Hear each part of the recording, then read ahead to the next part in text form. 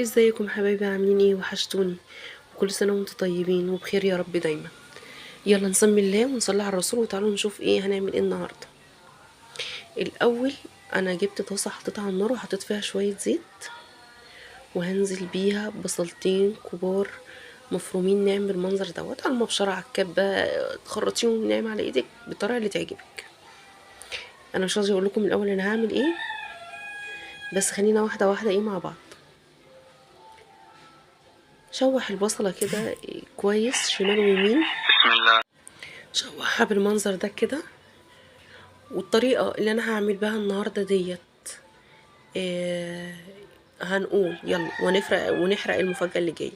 العصاك بتاع اللحمة بتاع المكرونة او كوسة بشاميل او اي حاجة اللي هنعملها عامة، الطريقة اللي انا بقولها ديت اصح بكتير من انك تحطي فول صويا. فول الصويا هو بيدي طعم اللحمة وبيكتر الكمية بس بيأثر على الهرمونات، خصوصا الاولاد في فترة المراهقة. والكلام ده مش جايباه من عندي، الكلام ده كلام دكتورة تغذية هي اللي قايلاه. ومعايا لو حد حابب يشوفها المحادثة اللي كانت على الواتس. فمش يا فرحتي ان انا بكتر الكمية بس بطريقة تضر، لا، عايزة تزودي الكمية زوديها بطريقة صح. يعني الكمية اللي انا عاملاها معاكم دي ربع كيلو لحمة انا حطيته اهوت. شوفوا على ما اعصجه بالطريقة بتاعتي ديت هيبقى قد ايه.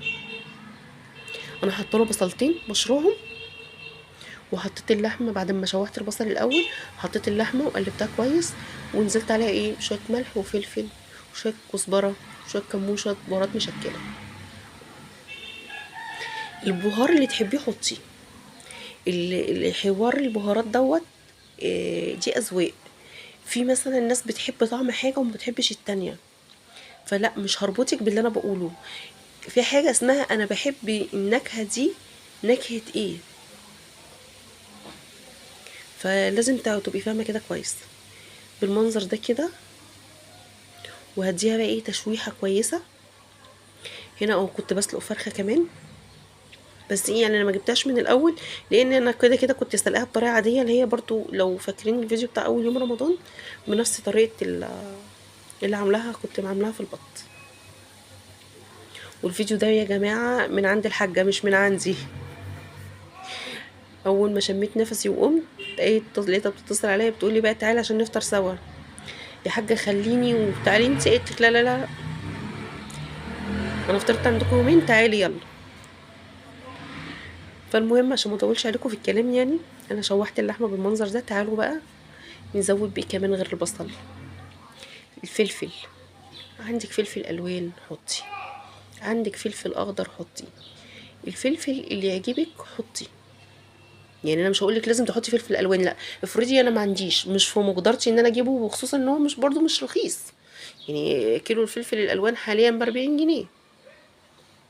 فهنا انا كنت حاطه فلفلتين رومي وفلفل من اللي هو الطويل الحامي دوت الكبير، وقلديهم تقليبه مع بعض. وفاضل كمان المكون دوت الجزر. انا حاطه جزرتين اتنين، حطي الكميه اللي تعجبك. ومنهم الولاد استفادوا من الخضار اللي انت حطيتيه بتاع الجزر، ومنهم ما ضرتهمش بالفول الصويا. وكفايه عليهم اللي بياكلوه ايه في المنتجات بتاعت بره من فول صويا، لان كل حاجات بره فيها فول صويا. بالنسبه للكفته برجر الكلام ده كله بيبقى داخله فول صويا. هقلب بقى الكلام ده كويس، وهكون عصرة كام طماطمايه ومصفيهم، وهسيبهم بقى ايه ان هما يتسبكوا مع بعض واللحمه تستوي حلو في الطماطم ديت. يبقى كده خطوه اللحمه خلصت. بس كل اللي هعمله دلوقتي ان انا هحط فيها ايه معلقه سكر صغننه، واسيبهم بقى مع نفسهم بالمنظر ده كده. دوري دايما وانتي بتعملي الاكل، مش ان انا اعمل واخلص وخلصت، لا، انا عايزه افيد ولادي ازاي اكلهم اكل صحي ازاي على قد ما اقدر. احاول على قد ما تقدري يكون الاكل صحي على قد المستطاع.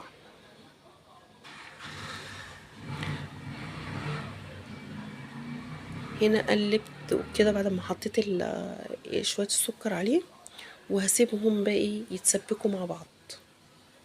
يبقى ايه انا كده خلصت اللحمه وخلصت، ونبتدي بقى ايه في الخطوات اللي بعدها. تمام، انا هسيبها تخلص مع نفسها.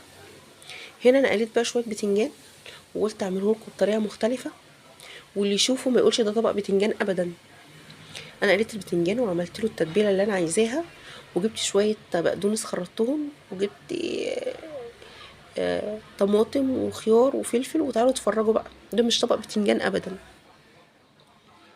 رصيته كده وبقيت ابتديت ايه بالمعلقه احط شويه شويه على البتنجان. انا مقطعه شرايح وقلياه بالمنظر ده كده. دي كانت اول ايه طبقه. تعالوا هناخد شويه تاني من البقدونس ورشه فوق البتنجان، تحطيه كده على السفره، اللي يقعد ما يعتقدش والله ان هو ده طبق بتنجان اصلا.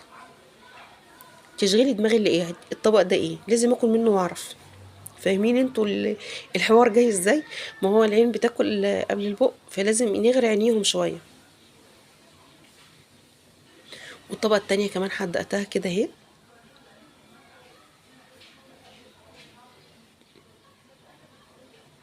وتعالوا بقى هعمل ايه، هجيب بقيه البقدونس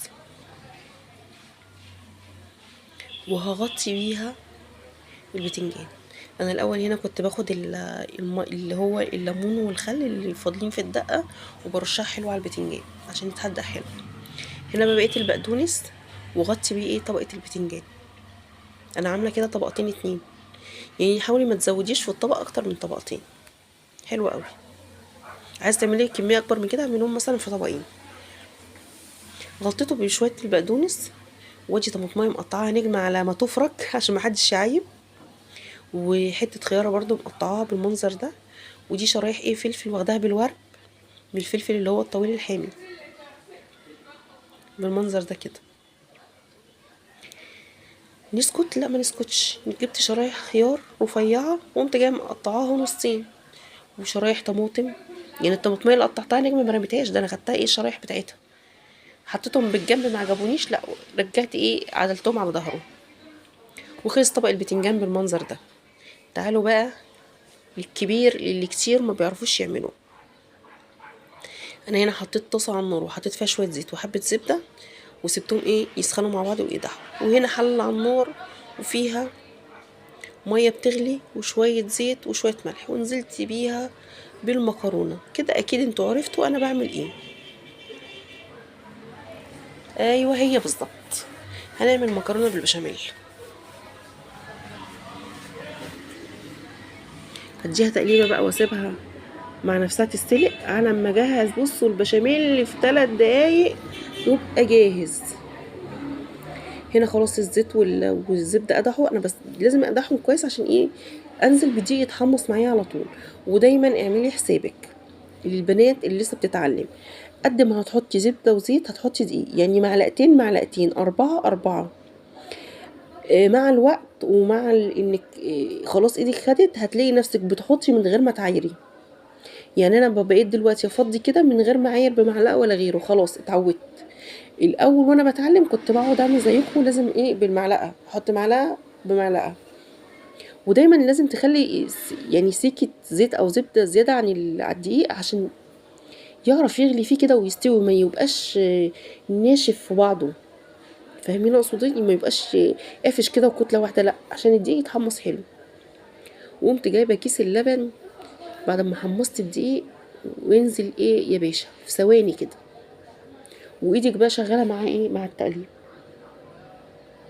وخصوصا ان انا كنت شغاله في حاجه واسعه، فكان بيربط معايا من الجنب بسرعه زي ما انتم شايفين كده. كان الحراف بتقوم جايه ايه رابطه جري. بصوا في ثواني ابتدى يتقل ازاي. جبت بقيه اللبن اللي في الكسرونه وزودته بالمنظر ده وقلب.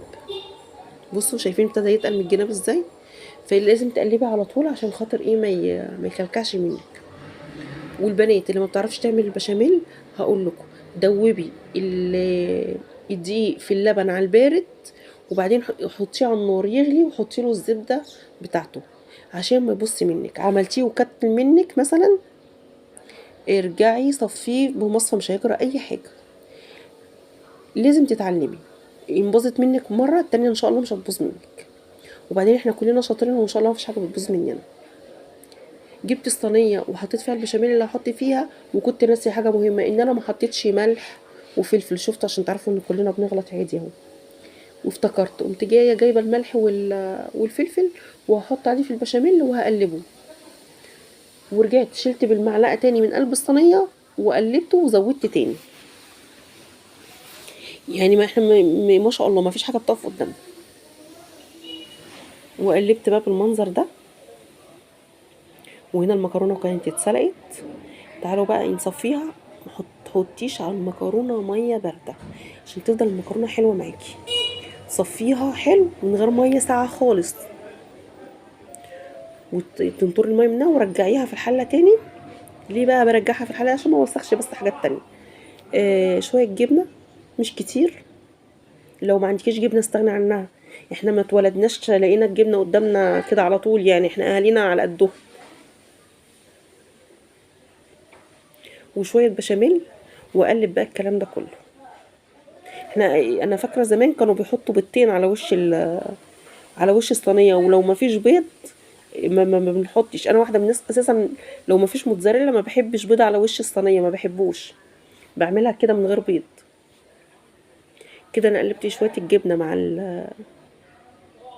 مع البشاميل في المكرونه. وهفضي بقى ايه شويه منها في قعر الصينيه كده وافردها بالمنظر ده كده. وتعالوا هوريكم بقى كميه اللحمه اللي في الطبق ده. غير شويه انا شلتهم قبل ما احط الجزر عشان الحاجه ما بتاكلش لحمه فيها لا جزر ولا فيها طماطم، فشلت لها هي شويه صغننين عشان اعمل لها بيهم شويه لوحدها. بصوا شايفين كميه الحشوه اللي انا حطاها مش قليله. وبربع كيلو لحمه، بربع كيلو. ومن غير ما اضر ولادي، بالعكس ده انا فدتهم بالفلفل اللي انا حطيته، وفدتهم بالجزر اللي انا حطيته، لكن ما ضرهمش بحجه ان انا بوفر او بزود الكميه. وفاض منهم كمان شويه هم، والله دول فاضوا. والحشوه اللي انا حطاهم حشوه يعني محترمه. فردت كده بالمنظر ده. وتعالوا بقى ايه نحط بقيه المكرونه. نفض المعلقه بضمير ما نسيبش فيها حاجه. قبل المكرونه دي خطوه اختياريه. عندك زيتون حابه تحطيه حطي، ما عندكيش زي الفل. الحمد لله اللي احنا عملناه وكتر خيرنا.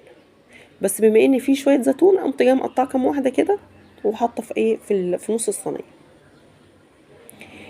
اي حاجه عايزه تضيفيها دي بتاعتك. هرجع اقولك انتي وعيالك وجوزك اللي بتاكلوا، فحطي الاضافه اللي تعجبك، الطعم اللي هم يحبوه، الاضافه اللي هم يحبوها.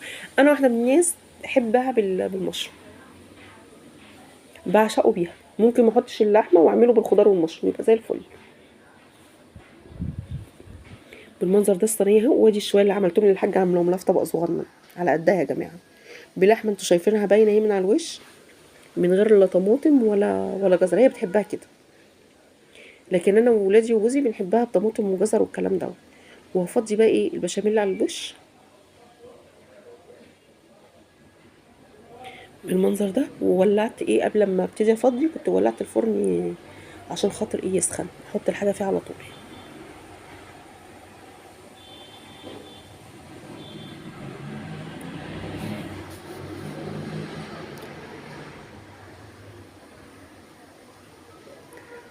فضي البشاميل. بصوا باللحاسه دي، عارفين اللحاسه دي؟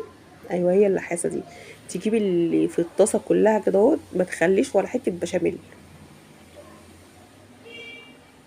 وبرده البشاميل دوت عايزاه تقيل، عايزاه خفيف، عايزاه كتير، عايزاه قليل، برضو دي اذواق. انا بشاركك الفكره بتاعتي وانتي وذوقك في الاخر. فاهمين طبعا ايه المقصود ايه؟ يعني كل واحد وذوقه في الاكل. تعالوا بقى الخطوه دي برضو اختياري. عندك جبنه حطي، ما عندكيش زي الفل. بضايه كسريها واضربيها كويس مع رشه فلفل اسمر ورشه ملح وحطيها. ما عندكيش بيض كمان والله حطيه كده زي الفل ووشه هيحمر. ودول شويه الزيتون اللي فاضوا في الطبق. قلت لا، مش هرجعكم تاني والله، لا انا رشاكوا على وش الصينيه. وكده انا كنت خلصت، وحمرت الحاجه فرخه وحمصت عيش كمان وعملنا سلطه، وطلعت المخلل وعملنا العصير. وكل سنه وانتم طيبين. وما تنسوش بقى اللايك والشير والتعليق الجميل منكم اللي بستناه منكم. ويا رب دايما منوريني ومكتريني. واشوفكم في فيديو جديد، ومع السلامه.